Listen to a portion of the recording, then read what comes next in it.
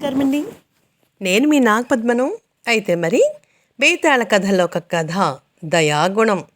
మరి నా ఛానల్కి సబ్స్క్రైబ్ చేయండి, నాకు సపోర్ట్ చేయండి. మరి తెలుగువారి దీపకాంతికి లైక్ చేయండి, లైక్స్ ఇవ్వడం మర్చిపోకండి. మరి అయితేనే కథలోకి వెళ్దామా? ఒక ఊళ్ళో దయానది అనే బాగా డబ్బున్న ధనవంతుడున్నాడు. ఆయనకి పేరు తగ్గట్టే ఎంతో దయ, మనుషులంటే ఎంతో దయాగుణంతో ఉంటున్నాడనమాట. తన పట్ల ఏమైనా తప్పు చేసినా కూడా వాళ్ళని ఎప్పుడూ క్షమిస్తూనే ఉండేవాడు. అయితే మరి ఎవరైనా తప్పు చేస్తే ఎందుకు చేశారో ఆలోచించి వాళ్ళు మళ్ళీ ఆ తప్పు చేయకుండా వాళ్ళకి నీతి బోధలు ఇస్తూ ఉండేవాడు. చెప్తూ ఉండేవాడు అనమాట. ఇలా చేయకూడదు, అలా చేయకూడదు అని వాళ్ళు మంచి మార్గంలో పెట్టేవాడు. దయానిధి ఇంట్లో రాముడు అనే పనివాడు ఉన్నాడు. వాడు చాలా మంచివాడు అనమాట. వాడు చిన్నప్పటి నుంచి కూడా దయానిధి ఇంట్లోనే పెరిగాడు.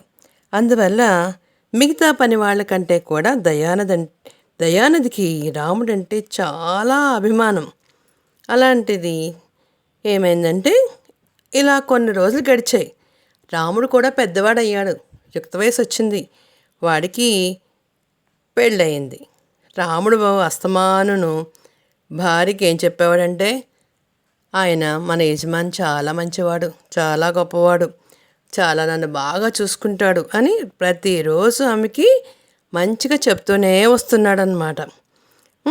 ఆయన తనకి ఎన్ని ఉపకారాలు చేశాడో అన్ని ఉపకారాల గురించి భార్యతో చెప్తున్నాడు. వాడి భార్య అన్నీ కూడా వింటుందన్నమాట. వింటూ ఆవిడకి భార్యకి ఏంటంటే చాలా ఆశ ఎక్కువ. ఆవిడ రాముడితో ఏం చెప్తుందంటే, నీ యజమాని గురించి ఎన్ని కబుర్లు చెప్తున్నావే, వాళ్ళ ఇంట్లో బోళ్ళన్ని బట్ట చీరలు ఉన్నాయి, బోళ్ళంత నగలు ఉన్నాయి, ఎన్నో ఆయన వాళ్ళ భార్యకి ఇస్తాడు, తన కూతురికి ఇస్తాడు, మరి నాకు ఒక్కటైనా లేదు అంది. రాముడికి అవును నిజమే కదా, పెళ్ళయింది నాళ్ళయింది, నీ మెళ్ళ ఒక నగ కూడా లేదే అనుకున్నాడు. అయితే వాడేనాడు కూడా ఇది కావాలని యజమాని అడగల. దయానిధి తానే వాడికి ఏ అవసరాలు కావాలో అవసరాలు తీరుస్తూ అడగకుండానే వాడికి కావాల్సని ఇచ్చేస్తున్నాడనమాట యజమాని. రాముడు తన భార్య అన్న మాటలు తోటి పని వాళ్ళతో చెప్పేశాడు. చూసావా, నా భార్యకి మెళ్ళ ఒక గొలుసు కూడా లేదు, ఒక పట్టు చీర కూడా లేదు అని అన్నారు. వాళ్ళు ఏం చెప్పారంటే, ఎవరి తెలివితేటలు వాళ్ళవి, ఎవరి చొరవ వాళ్ళది, ఎవరు అదృష్టం బాగుంటే వాళ్ళకి అన్నీ చేయించుకోగానే కెపాసిటీ వస్తుంది అని వాళ్ళు చెప్పారనమాట. మన యజమాని అంటే వాళ్ళు బాగుంటే మనకి శుభ్రంగా మనం బ్రతకగలుగుతాం. వాళ్ళే సరిగ్గా చూసుకోకపోతే ఇంకా మనం ఏం చేస్తాము? మనం చేస్తున్న పని ఇంకెవరి దగ్గరకన్నా వెళ్ళి చేద్దామంటే ఎవరు ఈయనంత చక్కగా ప్రతి నెల డబ్బులు ఇవ్వరు, సరిగ్గా చెయ్యరు, నానా ఇబ్బంది పెడతారు. అందుకని ఆయనంటే మన అందరికీ ఎంతో అభిమానం దయానిధి గారంటే. రాముడికి వాళ్ళు చెప్పిన మాట కూడా నిజమనిపించింది. ఆ సంగతి భార్యతో చెప్పాడు. అంటే నువ్వు ఇక్కడ పని చేసినంతకాలము నీ బతుకు ఎదుగు బొదుగు లేకుండా ఉన్నదన్నమాట. నువ్వు కూడా నీ యజమానిలాగే మరేదైనా సొంత పని చూసుకొని డబ్బు సంపాదించరాదా అంది రాముడి భార్య. నాకు ఆ తెలివితేటలు లేవే అన్నాడు రాముడు. అయితే దొంగతనం చెయ్యి అందావిడ గట్టిగాని. దొంగతనమా అనగానే రాముడు భయపడ్డాడు. ఎలా చెయ్యాలి, ఎక్కడ చెయ్యాలి వాడికి అర్థం కాల. నీ యజమాని ఇంట్లో దొంగతనం చెయ్యి, ఆయన నీ మీద చాలా నమ్మకం ఉంది, అందువలన అన్నీ నీకు అందుబాటులో ఉంటాయి కదా, విలువైంది ఏదో ఒకటి పట్టేసుకుని రా, ఆ డబ్బుతో ఎక్కడికన్నా వెళ్ళి ఏదో వ్యాపారం చేసి బోల్ డబ్బు సంపాదించు కానీ అప్పుడు నాకు ఒంటి నిండా బంగారము, ఒంటి నిండా మంచి పచ్చి పొట్ట చీరలు, మెడ నిండా నగలు అన్నది రాముడి భార్య ఉత్సాహంగా. ఇంతకుముందు రాముడు వెంటనే ఒప్పుకోలేదు. భార్య గొడవ చేయగా సరే చేస్తానులే, నీకు ఎలాగలా తెచ్చి పెడతానులే అవే పెళ్ళామా అన్నాడనమాట. ఒకరోజు వాడు దయానిధి ఇల్లంతా తిరిగాడు. ఒక గదిలో ఇనపెట్టి తలుపులు తెరిచి ఉండడం చూశాడు. వాడు అటు ఇటు చూసి పెట్టెలోంచి ఒక వరహాల మూట తీసుకుని గబా గబా ఇంటికి పోయి భార్యకి ఇచ్చేశాడు. వాడి భార్య అందులోని వరహాలు లెక్కపెట్టి అబ్బా ఎంత డబ్బో అంది ఆనందంగా. మర్నాడు దయానిధి డబ్బు పోయిన విషయం తెలిసింది. అప్పుడు ఆయన విచారంగా ఇది దొంగల పని కాదు అని అనుక పనివాళ్ళని పిలిచి సంగతి చెప్పి మీలో ఎవరో ఈ దొంగతనం చేశారు, ఇంతకాలం విశ్వాసంగా పనిచేసిన వాడొకడు దొంగతనాన్ని పాల్పడ్డాడంటే తప్పు నాదే అయి ఉండాలే, మీకు నా మీద అభిమానం తగ్గిపోయిందా అని కళ్ళంట నీళ్ళు పెట్టుకున్నాడు. దొంగతనం గురించి కోపడ్డానికి బదులు బాధపడుతున్న యజమాని పనివాళ్ళందరూ చూస్తూ భయభక్తులతోని ఆయన దగ్గర అభిమానం చూపిస్తూ మరింతగా అభిమానం పెరిగిపోయిందనమాట. పనివాళ్లలో ఇద్దరు దయానిధితో అయ్యా మేమిద్దరము వెళ్ళి మిగతా పనివాళ్ళ ఇల్లు సోదా చేసేస్తామే, అంతవరకు మిగిలిన వాళ్ళని ఇక్కడే ఉంటారు అన్నాడు. సోదా చేయడానికి డబ్బు రాముడింట్లో దొరికింది, తన గతి ఏం కానుందో అని రాముడు హడలిపోయాడనమాట. నీకేం కావాలన్నా నేను ఇస్తానుగా, ఎందుకు దొంగతనం చేసావు, నా వల్ల నీకేదైనా లోటు జరిగిందా అన్నాడు దయానిధి రాముణ్ణి. రాముడు బాధగా ఉన్నదన్నమాట వాడికి. రాముడు ఆయన కాళ్ళపై పడ్డాడు. దయానిధి వాడిని క్షమించి ఇంకెప్పుడు ఇలాంటి పని చేయకే అన్నాడు.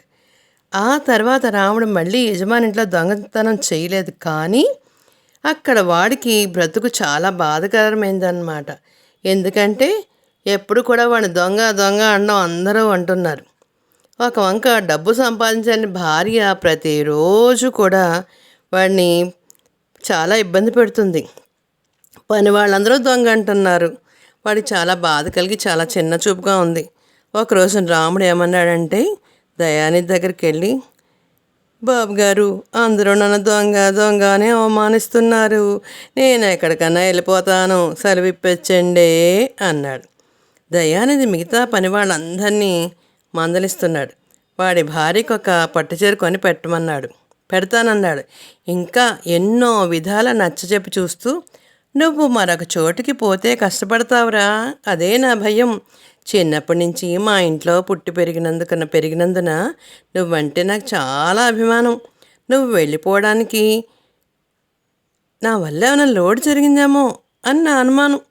ఈ 3 కారణాల వల్ల నువ్వు వెళ్ళిపోతానంటే నాకెంతో విచారంగా ఉంది అన్నాడు. ఆఖరికి ఎన్ని చెప్పినా రాముడు వినకపోయేసరికి ఆయన వాడికి కొంత డబ్బులిచ్చి నువ్వు సుఖంగా ఉండాలి, ఇదే నా కోరిక అని రాముకి చెప్పాడు. రాముడు అక్కడి నుంచి వెళ్ళిపోయి వేరే చోటకి వెళ్ళిపోయాడనమాట. దయానిధి భార్య జరిగిందంతా విని వాడు దొంగతనం చేసి పట్టుబడగానే ఆ డబ్బు మొత్తం వాడికి ఇచ్చేస్తే బాగుండేది కదా, అలా చేస్తే వాడికి మీ మీద అభిమానం ఇంకా గట్టిగా ఉండేది కదా అంది. అలా చేస్తే ప్రతివాడు రోజుకో దొంగతనాన్ని మొదలు పెడతారే పిచ్చిమొహమా, దొంగతనం చేసిన డబ్బు దొంగలకే బహుమానంగా ఇవ్వడం మంచి పద్ధతి కాదు. వాడు చేసిన పనిని మనము మాటలతో మంచిగా చెప్పి మార్చాలి మనము అన్నాడు. తర్వాత ఎన్నో ఏళ్ళు గడిచిపోయినాయి. దయానిధి ఇప్పుడు ముసలివాడైపోయాడు. ఆయన కొడుకు అన్ని వ్యవహారాలన్నీ అతని కొడుకు చూసుకుంటున్నాడు. చాలా చక్కగా చేస్తున్నాడు కొడుకు కూడా. ఒకరోజు రాత్రి ఒక 20 సంవత్సరాల కుర్రాడు ఒకడు వచ్చాడు అక్కడికి. దయానిధి ఇంట్లో దొంగతనానికి వచ్చి దొరికిపోయాడు. వాడు దయానిధి కాళ్ళమే పడి నన్ను క్షమించి పెట్టండి, నేను ఒకప్పుడు మీ ఇంట్లో పనిచేసిపోయిన రాముడు కొడుకుని అన్నాడు. దయానిధి ఇచ్చిన డబ్బుతో ఏమిటి మీ నాన్న ఎలా ఉన్నాడు ఏమిటి అని వివరాలు అడిగాడు. దయానిధి ఏంటి చెప్తున్నాడనమాట. మీరు ఇచ్చిన డబ్బుతో మా నాన్న వ్యాపారం మొదలుపెట్టాడు, అందులో వచ్చే లాభం వాడి తిండికి బట్టలకి సమానంగా సరిపోతుంది. వాడి భార్య భర్తను ప్రోత్సహించినట్టే కొడుకును కూడా ఏం చేసిందో తెలుసా, రాముడి భార్య దొంగతనం చేయరా అని ప్రోత్సహించింది. అయితే నువ్వు నా మొదటింటికే దొంగతనంగా ఎందుకు వచ్చావురా అని అడిగాడు దయానిధి. రాముడు ఇంకా తనపై పగ పోనందుకు ఆయన మనసులో నొచ్చుకున్నాడు. మొదటి దొంగతనం మీ ఇంట్లోనే చేయాలనుకున్నాను. మా నాన్న కూడా దొంగతనం నేర్చుకునేటప్పుడు ముందు వాళ్ళింటికే వెళ్ళి చేయమన్నాడు. మీ ఇల్లే అనువుగా ఉందంట, ఒకవేళ పట్టుబడినా మీరు క్షమించి వదిలేస్తారట కదా అన్నాడు రాముడు కొడుకు. ఆ మాట వింటూనే దయానదికి వాడికి ఆప్యాయంగా కౌగిలించుకుని, నువ్వు ఇంకెప్పుడూ దొంగతనాలు చేయకు, వ్యాపారంలో నిన్ను నా అంతటి వాణ్ణి చేస్తాను, ఇక్కడే నాతో ఉండు అన్నాడనమాట. అప్పుడు బేతాళ కథ చెప్పి, రాజా, దొంగతనము చేస్తూ దొరికిపోయిన రాముడు కొడుకు దయానిధిని శిక్షించకుండా వాడు వ్యాపారంలో తనంతటి వాణ్ణి చేస్తానని చెప్పి ఇంట్లోనే ఎందుకు పెట్టుకున్నట్టు? అతనుకున్న దయాగుణం వల్ల. మరి కొందరు దొంగలు తగ్గుతారనే, ఇంకా పెరుగుతారనే ప్రమాదం ఉందనా? ఇంతకు అసలు దయానదిలో ఉన్నది ఏమిటి? ఆ అమాయకత్వమా లేక దయాగుణమా అన్న అనుమానం కలుగుతుంది. ఈ సందేహానికి మీరు సమాధానం చెప్పకపోయావో నీ తల పగులుతుంది అన్నాడు. అప్పుడు విక్రమార్కుడు అంటున్నాడు, సమాజంలో దయానిధి లాంటి వాళ్ళు చాలామంది ఉన్నారు. రాముడు దొంగతనం చేసినప్పుడు క్షమించినా వాడు తన దయాగుణాన్ని నమ్మలేదని, అందుకే వెళ్ళిపోయాడని అతనికి ఒక అనుమానం ఉంది. కానీ తన కొడుకును తన ఇంటి దొంగతనానికే పంపుతూ తన దయాగుణాన్ని మెచ్చుకోవడంతో ఆ అనుమానం తొలగిపోయింది. ఆ కారణం వల్లనే తన మీద అంత నమ్మకం ఉంచిన రాముడు కుటుంబాన్ని ఆదుకోవాలని అనుకున్నాడు దయానిధి. అది అతని అమాయకత్వం కాదు, మంచి మనసు గల మనిషి. ఇతరుల మెప్పు కోసము, మంచి మనుషులు ఎప్పుడూ ఇతరుల మెప్పు కోసం ఏమో ఆశించరు. ఆ మంచితనం ఇతరులను గుర్తించినప్పుడు తప్పకుండా ఆనందిస్తారు. దయానిధి ప్రవర్తన అదే మూల కారణం అన్నాడు బేతాళుడు. అయితే మరి